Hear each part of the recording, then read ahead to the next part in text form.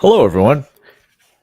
Thank you for taking a few minutes out of your Sunday evening to take a look back at UFC Nashville, which was an entertaining card for the most part. We had a main event where I know that Corey Sandhagen has received a lot of criticism in his efforts where he thoroughly blanketed Rob Font for the better part of 5 rounds, but a lot of that ended up being on Rob Font and his inability to make his way back to his feet. So we had 12 fights. We saw a number of finishes, a number of spectacular submission victories. And let's get things kicked off with how the entire card unfolded before our very eyes. The first bout of the evening, we saw Osborne, who came in as a plus 160 underdog, and he was getting a thorough tour of the UFC's 8-sided octagon by Almabayev, who passed the test under the bright lights in Nashville, Tennessee. Impressive grappling, was landing strikes, didn't have an issue with the gas tank out there. I was impressed with Almabayev and his effort. Now, how much of that gets put on Osborne and his inability to fight off of his back? The cardio really never came into play for Osborne. He was ragdolled for most of the fight, and Almabayev looked every bit of a minus 192 betting favorite there. Ended up coming through with flying colors. I picked Almabayev to win that fight. But here's the thing. You had a fighter out of, I believe it was Kazakhstan, and he had yet to perform inside of the octagon, making his debut. Sometimes we see octagon jitters take place, but there was none of that last night. He also looked like he was rehydrated and bricked up out there against Osborne. Impressive victory by Almabayev. Now, well, you know what? Let's talk about the Sean Woodson Dennis Buzukia fight. Dennis Buzukia, who took the fight on only a few days' notice, had been waiting to get back inside of the octagon for his debut. Had a how would you call it? Lackluster performances on Dana White's Contender Series, and ends up dropping the ball here against Sean Woodson. Put up a solid fight against Woodson. The range striking was a challenge for Buzukia, who was caught at the end of Sean Woodson's strikes. We knew that that was a real possibility here. Buzukia could not find his way inside, and even when he did, Woodson ended up getting the better of the grappling exchanges and had the cardio, had a full camp, was able to go 3 hard rounds and walk away with the victory. Now, Buzukia had a couple of moments here and there where he was able to catch Woodson on the feet, but it wasn't enough to stagger Woodson and put him in trouble. So Woodson ended up walking away with the victory, and Dennis Buzukia will likely find himself with another UFC fight and a full camp. So I still think the jury is out on Buzukia. I do see a talented fighter who was forced to cut a lot of weight, ended up missing weight by only a half a pound. So the guy came pretty close to making the contract obligations. So Buzukia goes back to the drawing board, has yet to really impress the UFC brass, and he'll get another shot. And then Sean Woodson, where does he go from here? Not sure, to be honest. There's a plethora of fighters who I would back to beat Sean Woodson at 145 pounds. Line him up. I'm not a huge fan of Sean Woodson and his game. He has a propensity to get dropped and floored in many matchups. We saw Juicy J really take advantage of Sean Woodson late. And so Woodson gets the victory. Then we had one of the most impressive bouts of the night, Cody Durden taking on Jake Hadley. Both of these fighters had their moments. Jake Hadley was on target from a striking perspective, and then also had Cody Durden locked up in a couple of submission attempts here. The armbar was there. He had a triangle going, and Durden looked like he was his left arm was getting ravaged, toughed it out. That left arm shook it out between the second and third round and had enough in the tank from a wrestling perspective to get the job done against Jake Hadley, who seemed content laying on his back many times throughout the fight. I know his guard is very dangerous, right? He's used to sweeping opponents. We didn't see much of that against Cody Durden. Cody Durden, tough as nails, can fight at the rev line for the majority of the bout. He was gassed out, looked like midway through the second round, Cody Durden, that is. But tough guy, feeding off the energy of the crowd. You saw him flipping Jake Hadley, the double birds, as he got up. And, man, Cody Durden gets the victory in that spot. Cody Durden, not necessarily the most talented flyweight on the roster, but what he makes up for it there is in grit. And I believe somebody tweeted that at me yesterday, and I agree. Cody Durden will not go away. And he's one of those fighters who he seems like, by all accounts, puts in the work behind the scenes and gives himself the best chance at walking away with the victory, even though he may not be the most talented fighter. And you love to see that. I wish there are a lot of other fighters on the roster who it appears as though they could learn a thing or two from Cody Durden and his max effort inside of the octagon, almost at all times, though. So he did not completely gas out, had enough in the tank to get across the finish line, and walks away with victory. So cheers to Cody Durden there. And Hadley had his moments.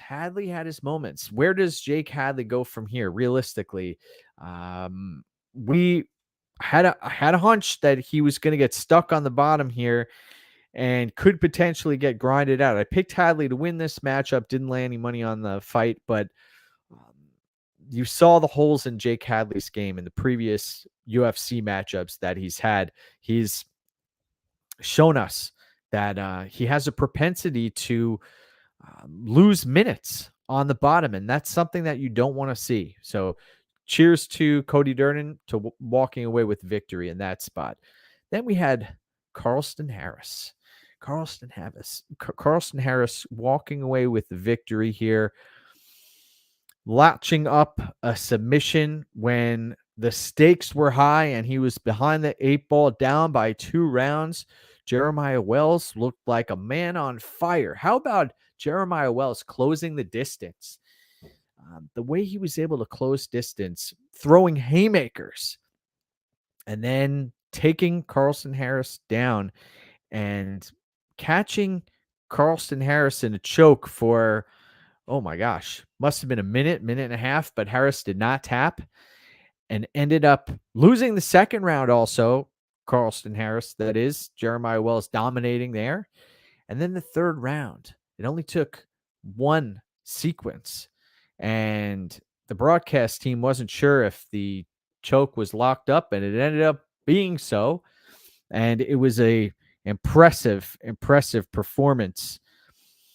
Very, very impressive from Carlston Harris with the Anaconda locking it in the third round. We ended up cashing on the fight doesn't go the distance prop at minus 215 there, but that was one of those bets that could potentially have not cashed there, because you saw Wells seemed like he had energy to go for longer than those 2 rounds. Came out and was still looking solid at the beginning of the third round and was was not able to get the job done. And I saw, I believe it was an Instagram post from Jeremiah Wells where he um, kept a straight face and was saying he's going back to Philadelphia and going to regroup. And whoever faces Jeremiah Wells next, that he plans on hurting his opponent, that he is going to get redemption. And I would not want to be Jeremiah Wells' opponent. I'll say that. And Carlston Harris exploited on the mat. Obviously, the takedown defense was a big red flag there, and he ended up grounded and was getting dominated for most of those 2 rounds and ended up turning the tide late. I wish we would have gotten to see. I know the broadcast mentioned that Carlston Harris's corner was really laying into him between the second and third round, but we didn't get to see that. It was during a commercial break. I need to go back. If somebody has the footage of the Carlston Harris corner between rounds 2 and 3, I'd love to see that. I know the broadcast team mentioned it. So that was a fantastic bout. It was nice to cash that ticket, but it was one of those ones where we were sweating it out.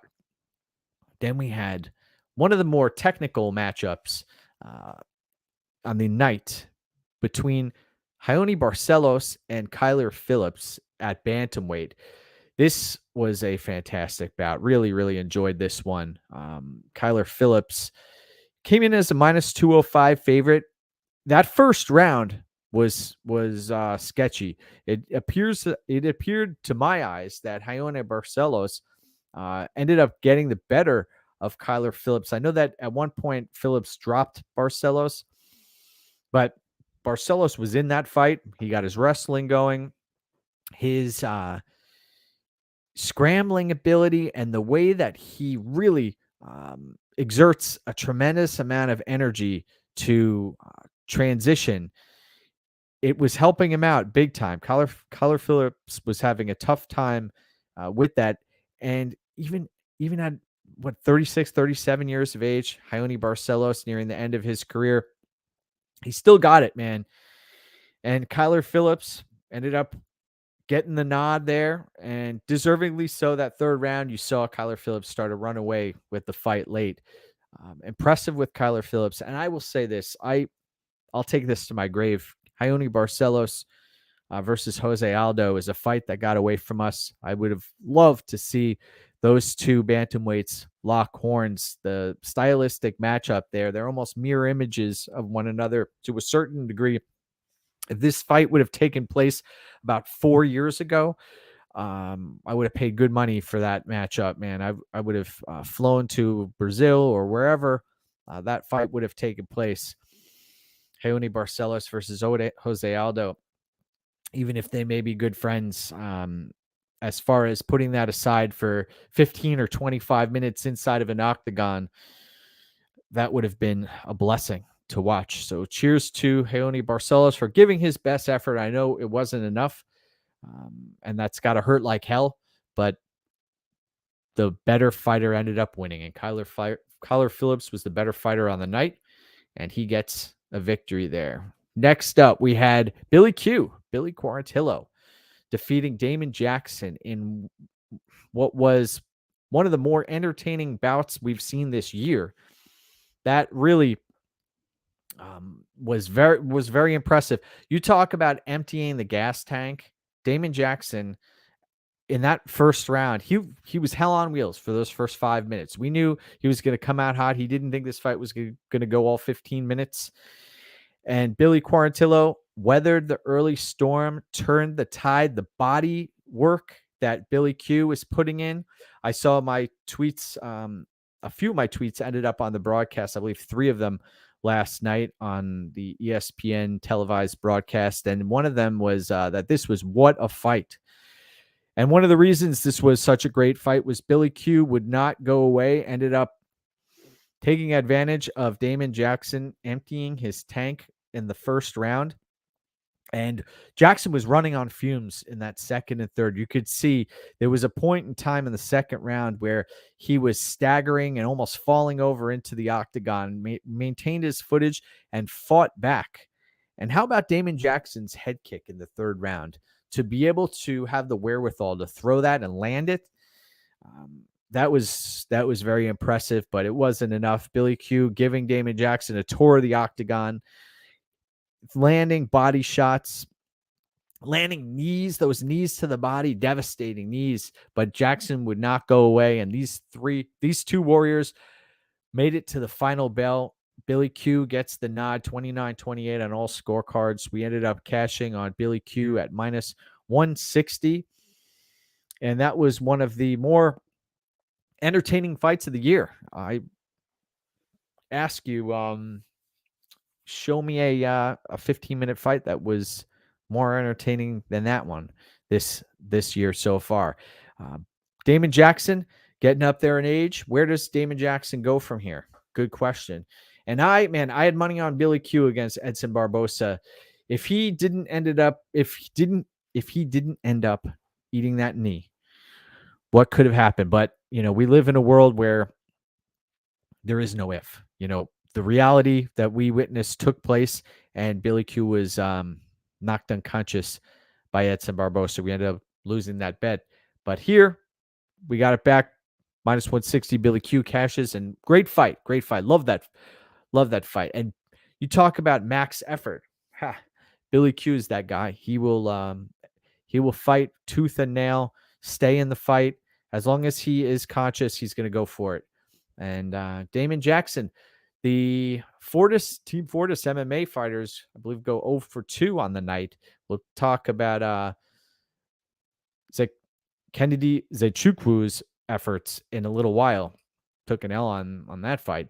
But here's a fight that we saw. Ludovic Klein, who came in as a plus 190 underdog.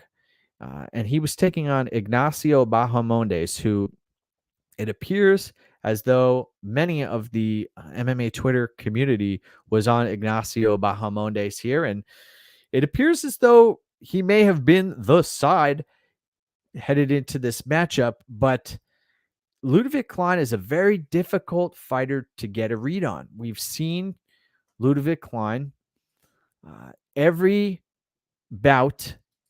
The guy is transforming before our eyes. The Mason Jones fight came out and starts wrestling and has a gas tank to go 3 rounds.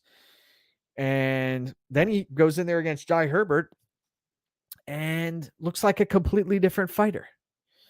And we saw the Shane Young fight, lands that head kick early, and you have Israel Adesanya dedicating some of his post-fight speech to how unfair it was that Ludovic Klein came in overweight. And here at lightweight, we see Ludovic Klein come in looking the best he's ever looked, and he was able to push a pace for all 3 rounds, was lighting Ignacio Bajamones up on the feet, which was, to me, very impressive. I know that Bajamones does have a tendency to get hit, right? He can get pieced up on the feet.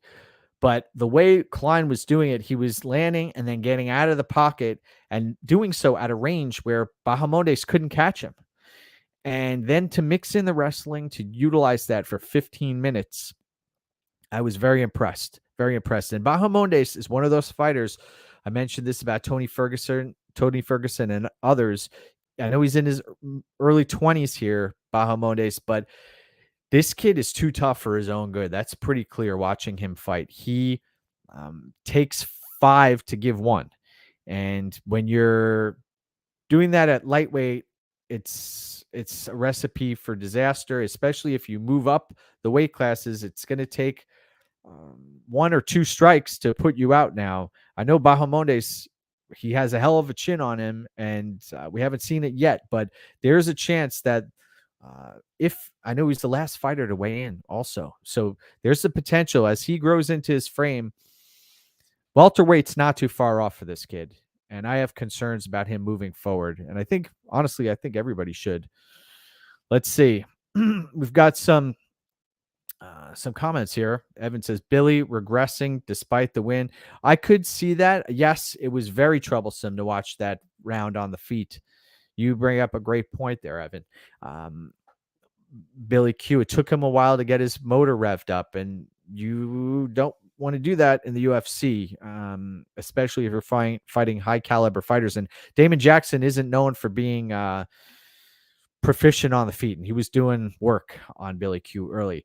Now back to Ludovic Klein against Ignacio Bajamones. This fight, whew, I parlayed Bajamones with Corey Sandhagen for a unit, and that came back to bite me. I don't typically play any type of parlays. It's maybe 1-2% of all of the plays that I've made all time, but felt like it was a solid spot there, and I did not expect Ludovic Klein to come out not only with the gas tank, but he looked like a monster out there. This guy, I know muscles don't win you fights, but his physique has transformed dramatically. And you watch the Nate Landwehr fight against Ludovic Klein, and he got ran through by Nate Landwehr and had nothing for him. So it makes me wonder what's going on behind the scenes. Ludovic Klein, whatever he's doing this time around, he should do it next time out. But I will be in the future trying to avoid putting my money on any fight that Ludovic Klein is involved in, because the guy metamorphosizes into different fighters each time out, developing new skills. And Ignacio Bajamones, let's see who he ends up facing next, because you saw he still wanted to fight, but the takedown defense, major red flag here. Next up, we had Tanner Bozer taking on Alexa Kamer. Alexa Kamer came in as a plus 124 underdog, and he was coming back from a significant layoff here. The facial structure, you saw he's been busted up many times in the past, and that happened again. Tanner Bozer was having the night of his life there for 15 minutes, landing seemingly at will on Alexa Kamer. Alexa Kamer eating 6-8 punch combinations on the chin, on the forehead, on the cheek, on the nose. And he was bloodied, beaten, made it to the final bell. And what can you say about Alexa Kamer? Now, tough as nails, yes. Maybe too tough for his own good, as well as Ignacio Bajamones. And you have to wonder behind the scenes, all of those rounds that he put in against Stipe Miocic as a sparring partner for years. I heard on the broadcast, did I hear that correctly, that they said Alexa Kamer came in to replicate Francis Ngannou? Is that what I'm supposed to believe? And that he had been at the gym since he was 16 years of age? Just imagine how many strikes to the head he's absorbed in that amount of time. Dangerous spot. I know, even if he's wearing headgear, he's getting his cage rattled all over the place for years. But he still made it through the fight. And Tanner Bozer, he looked great at times. But then you also saw in the beginning of the third round, Kamer was able to put a few combos on him, catch Bozer, and Bozer walks away with the victory. I'm happy for Bozer, because he's one of those fighters who wears his heart on his sleeve. He talks and tells it like it is, and he speaks from the heart, which you like to see. And he gets down on himself. He's his own worst critic many times when he's competing and after fights also. So happy for Bozer to get the victory there. I ended up picking Kamer because it was a bit of an unknown what has transpired behind the scenes, but during the time off. And now we know that he has not evolved, Kamer, and takes the L. And he'll probably get his walking papers here. Alexa Kamer. There are a few fighters who may get their walking papers here. If you wouldn't mind in the comments section, just letting me know who you think should get their walking papers in this spot. I think Osborne likely will probably be gone. There are a few others here. Let's see up and down this card. Gavin Tucker, we'll talk about him next. Look at this. Kamer accepting the position against the fence drove me nuts. Yeah, he was just sitting there getting teed off on. And I don't know if he was stunned. Perhaps that's what was taking place. Maybe he was stunned. But could not get off the fence. And you want to talk about a fighter that's likely retiring or getting cut? Gavin Tucker, who came in as the plus 145 underdog and got systematically destroyed in quick fashion. You looked at you watched Diego Lopez warming up backstage, and you saw him on his back, and he was throwing up submissions. You had to know it was coming. Diego Lopez, like lightning out there, putting it all together, and the transitions that he made. He jumped into a triangle, right? And ended up getting armbar and sweeping. It was a thing of beauty to watch Lopez in action. And you have to wonder, folks who were talking up such a big game about Gavin Tucker and minimizing what Diego Lopez had done against Movsar Evloev. Let's give this kid his rightful respect. That was an incredible performance against Movsar Evloev in a loss. And also here, the way he disposed of Gavin Tucker. Gavin Tucker is no slouch. Gavin Tucker is a talented fighter. I know he was away from the game for a while, but the arrow is pointed up for Diego Lopez. He's a charismatic individual. He's got a great haircut, and he's highly skilled, and he's huge for the division. Evan, I am enamored by that prospective matchup that you just gave us. Diego Lopez versus Sean Woodson. Give me that matchup. Sign me up tomorrow for that matchup. That would be awesome. Both of these fighters just fought on the same card, and they are they appear to come out of their bouts unscathed. So I'd love to see that fight happen. So Diego Lopez, we ended up cashing 1 unit. Diego Lopez minus 125, and he closed at minus 175. So it was nice to cash that ticket. And Gavin Tucker likely retires after this bout, 37 years of age. He gave Lopez his respect too. He knew he was caught in that submission, and Lopez ended up walking off a submission. How often do you see that? I can't remember. Lopez Brito too. I'd be down for that as well. Brito's starting to get up there in age also. Now, this is a bet that I ended up losing. Dustin Jacoby, who is taking on Kennedy Nzechukwu. And Nzechukwu, we locked him in at minus 150, and he got sniped. No, that's it. That's what happened. He got sniped against Dustin Jacoby. Both fighters were trading in the pocket. I believe Kennedy was throwing a right hand, and Jacoby countered him and ended up flooring him with the right hand himself. And then he pounced on him. And it was a quick stoppage. I'm not gonna complain too much about the stoppage. It was quick. We've seen Kennedy and Nzechukwu come back in previous matchups, but the chin is a liability for Kennedy and Nzechukwu. He's a talented fighter. He has the intangibles, that also the height, the reach, the size, the cardio, and the jiu-jitsu. Now, Dirty saying, I knew everyone on Kennedy was going to lose that. And you may have been on to something there, but we have to be honest with ourselves here. Kennedy could have potentially been in this fight if he was given more time to recover. Also, if he ended up not getting caught by the kill shot, but there is no ifs here. I accept the loss. And Jacoby looked solid out there. He was ready to go. He came in dialed in just like he did against Da Un Jung.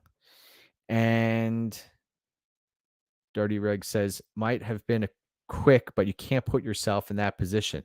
Oh, 100%.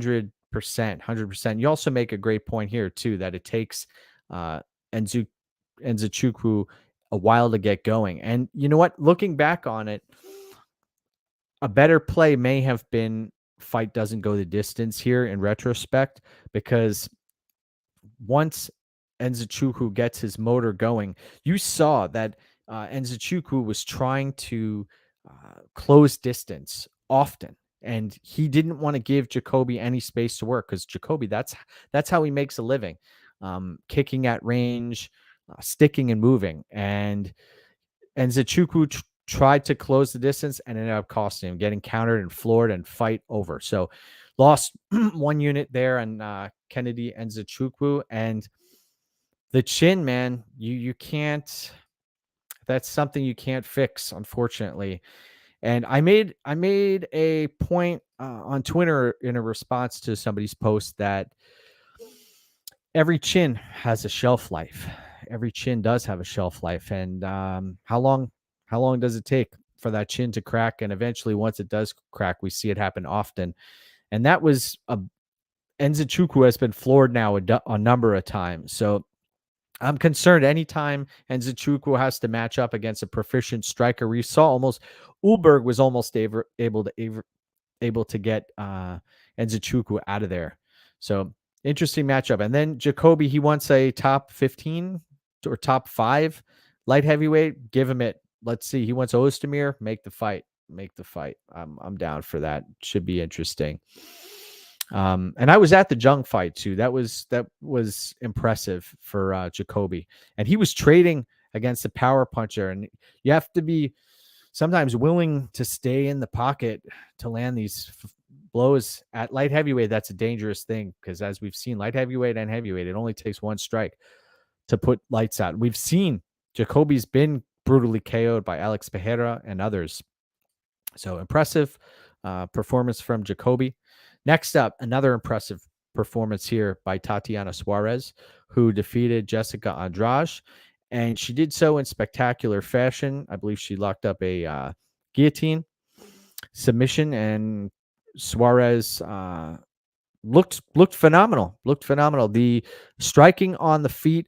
One thing I'll say, she used her kicks at range to keep Andrade at bay, and that was a very intelligent decision, because Andrade, we know her hands are where she makes her paper for Andrade. And in this spot, Suarez was chaining submissions together, utilizing her wrestling, and was able to make the weight at 115 pounds. That was one of the things that impressed me the most, to be honest, was seeing Tatiana Suarez make the weight. So she made the weight and then performed. And she's a dangerous fighter. She's a very dangerous fighter. She could walk right into a title shot here and give folks a run for their money. Weili Zhang, Amanda Lemos, they're going to battle it out soon in Boston. By the way, I hear that a lot of folks on MMA Twitter are headed to that bout up in Boston. Looking forward to that one. So in this specific fight, you have Suarez walking away, cashing folks for that submission inside the distance prop as well.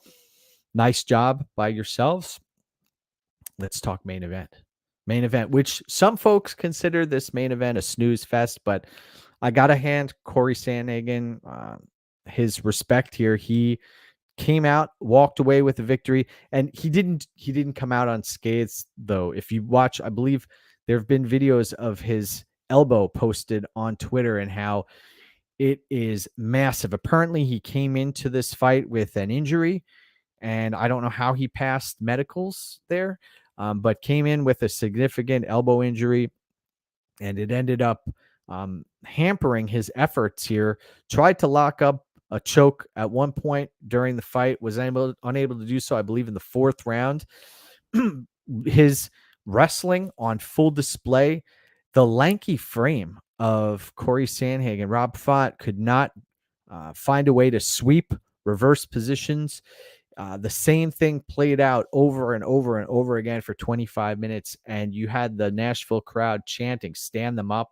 I believe it was Jason Herzog who was sitting back and watching it all play out. And I understand, let him fight. Don't step in, let him finish it. If you watch a lot of Bob Probert fights back in the day, when he fought Marty McSorley and others, if the referees would try to stand in or step in to break them up, the Chicago announcer would say, "Let him finish it. Let the boys finish it."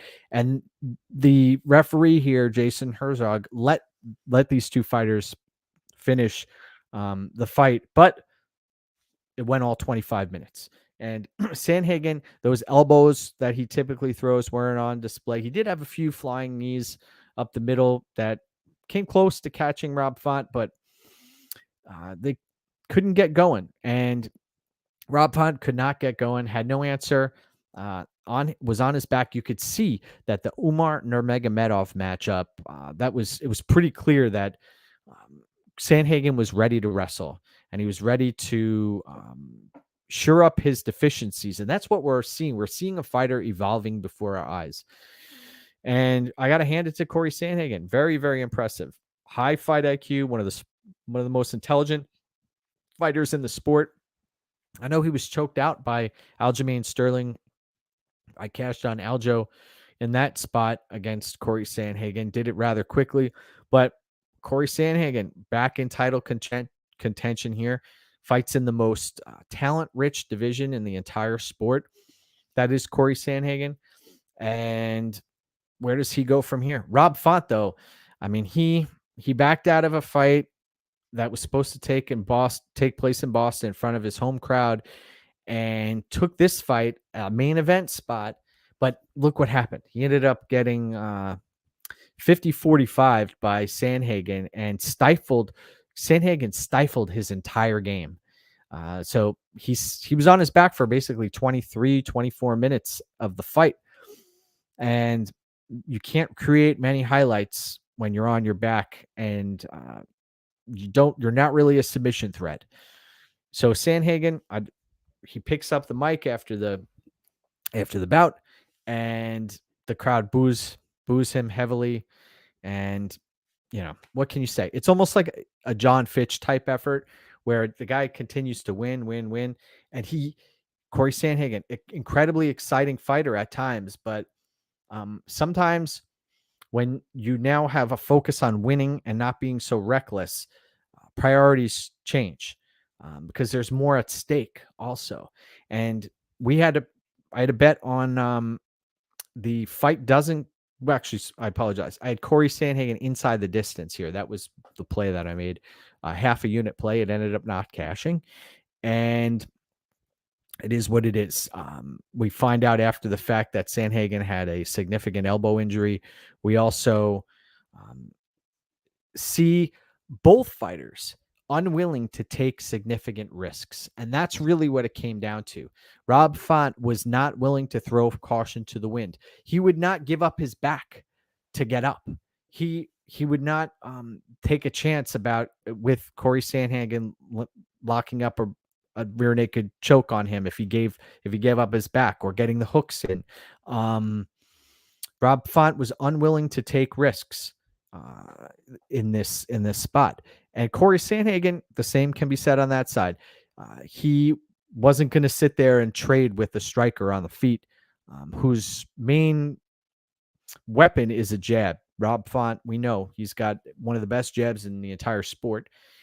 And Corey Sandhagen wasn't willing to do that. So he ended up utilizing his newfound skill, the wrestling. We saw it in the Marlon Chito Vera fight.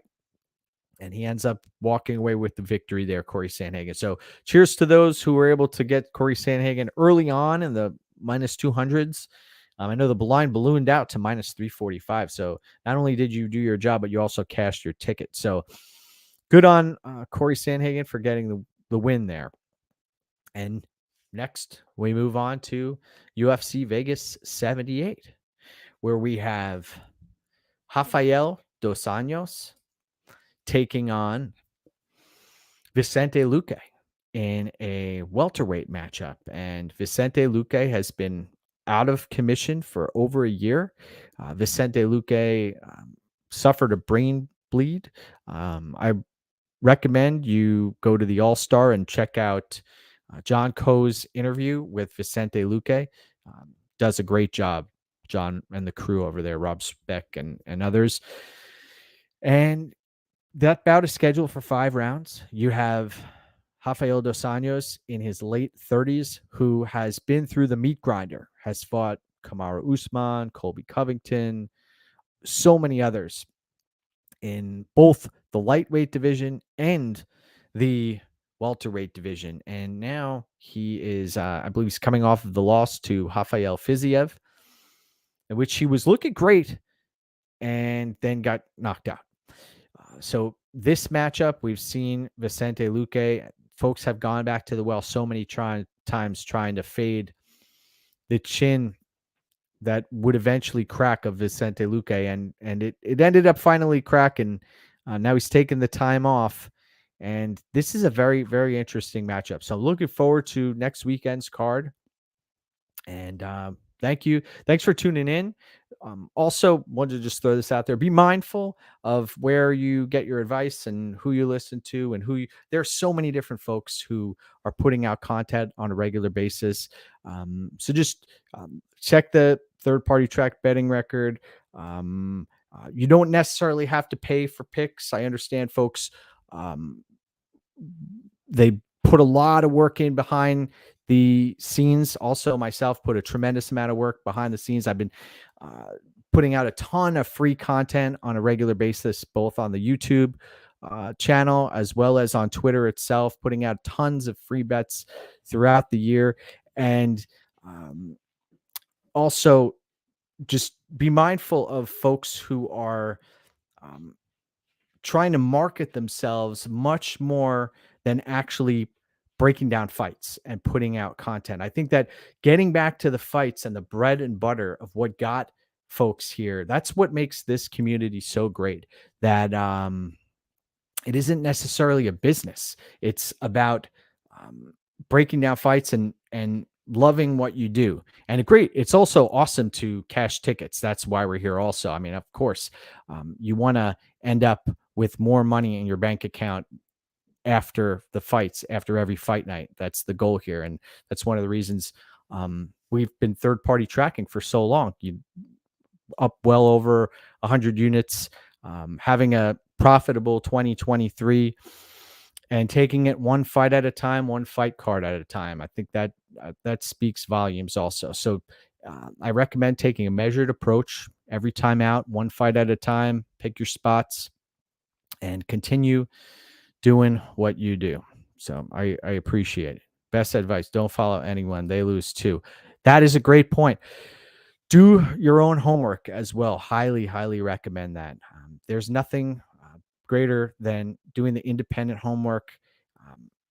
Even if you want to tail or listen to the advice of others who've put in 15, 20, 30 hours of preparation for each card, you also should do your due diligence and your homework as well. This is one man's opinion here, and I appreciate you tuning in. So have a phenomenal rest of the week. I know it's late on Sunday night. We've been at it for almost 45 minutes here. And take care, everybody. Thanks again. Appreciate you.